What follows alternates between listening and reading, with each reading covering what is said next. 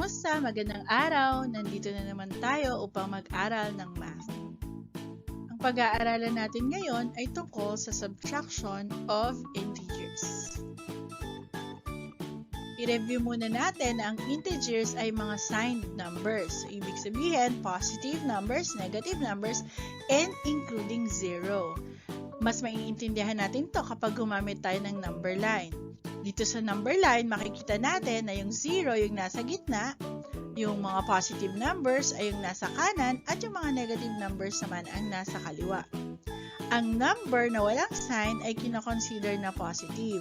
Pero lagi nating tatandaan na ang 0 ay isang neutral number. It is neither positive nor negative. Isa lang yung rule kapag nag-subtract tayo ng integers. Ito yung i-change natin yung sign ng subtrahend. Then we will proceed to follow the rules in addition of integers. So, ano nga ba yung subtrahend? Pwede nating isulat yung ating subtraction operation ng ganito.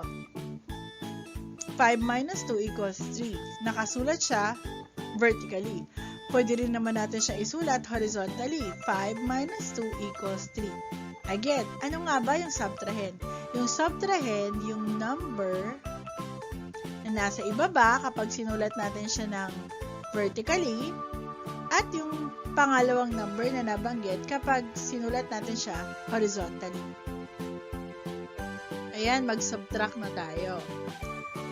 Pagkatapos nating palitan yung sign ng subtrahend at naging magkaparehas yung sign ng minuend at subtrahend, i-add down natin ito at kukopihin yung common sign. So, halimbawa, meron tayong 5 minus negative 2. Paano ang gagawin natin ngayon? Una, i-change daw muna natin yung sign ng subtrahend. So, kung dati siyang negative, magiging positive siya ngayon. So, yan ang iisipin ko na bago niyang sign. At dahil magkaparehas na sila ng sign, positive 5 saka positive 2, i-add natin sila. 5 plus 2 equals 7. And then, copy the common sign which is positive. Again, pwede na nating hindi isulat si positive. So, 5 minus negative 2 equals 7. Let's have another example. Negative 10 minus 3. Ayan. So, ang 3, ang subtrahin natin ay positive. So, i-change natin siya at gagawin natin siyang negative. Dahil parehas na sila ng sign, i-add natin siya. 10 plus 3 ay 13. At dahil parehas silang negative, yung sign ng sagot natin ay negative 13. Another example, we have 19 minus negative 5. So, yung negative 5, babaguhin natin yung sign niya, magiging positive. At pareha na sila ng sign ng 19. Kaya 19 plus 5 equals 23. And finally, we have another example, negative 8 minus 6. So, yung 6 ay positive. Pabaguhin muna natin yung sign, gagawin natin negative. Parehas na sila ng sign, kaya i-add na natin siya.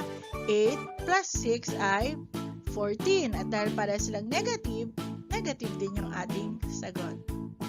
Mag-practice pa tayo. Kapag naman daw pagkatapos is-change yung sign ng subtrahend at naging magkaiba yung sign niya, ang gagawin natin ay isusubtract and then kukopihin yung sign of the number with greater absolute value. Again, ito yung rule ng addition of integers na fina-follow lang natin sa subtraction after changing the sign of the subtrahend.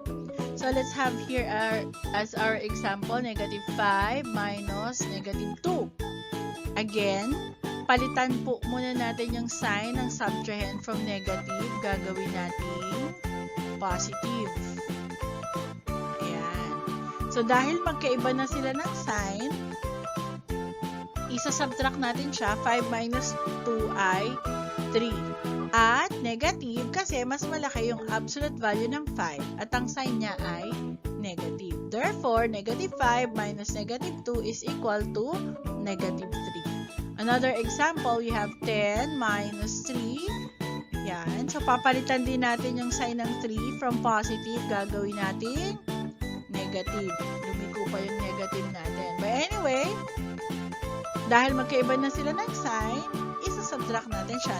10 minus 3 ay 7. At dahil mas malaki yung absolute value ng 10, positive yung ating sagot. Another example is negative 19 minus negative 5. So again, papalitan natin yung sign ng negative 5, magiging positive. At dahil magkaiba na sila ng sign, isa-subtract natin siya. 19 minus 5 ay 14.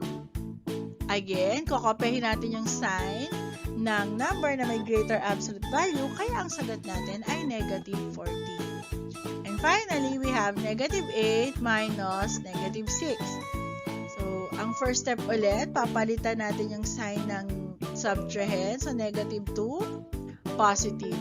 Dahil magkaiba na sila ng sign, isa-subtract na natin. So, that is 8 minus 6 is 2. At kokopihin natin yung sign ng number na may greater absolute value, which is 8. Kaya ang sagot natin ay negative 2. Minsan nakakalito talaga kapag nagsasubtract tayo ng integers kasi nakakalimutan nating i-change yung sign. Pero kapag alam natin yung rules ng both subtraction and addition of integers at nagpa-practice tayo kapag may pagkakataon, unti-unti magiging madali na ito para sa atin. Kaya mag-practice lang po tayo ng mag-practice. Maraming salamat! Hanggang sa muli!